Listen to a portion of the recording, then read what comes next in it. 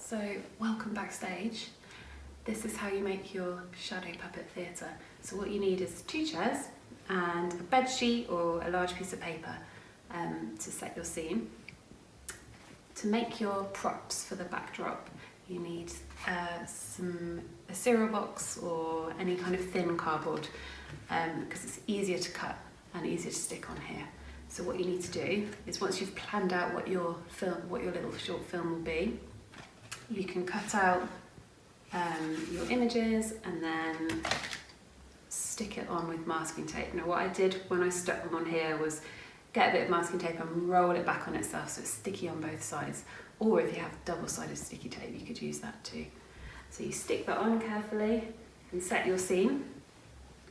And then you have your characters and you do the same, but you could stick them on, I put this on a wooden spoon, but you could put it on a lollipop stick or on a pen, anything kind of long with a handle that you can move your person around with.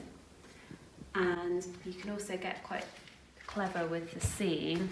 I'm sure you'll have lots of brilliant ideas, but I had Barbara Hepworth's big stone, and when you pulled it away, whoop, you get her sculpture underneath. So the trick was to make it look like she'd hammered it away, so she'd made a sculpture.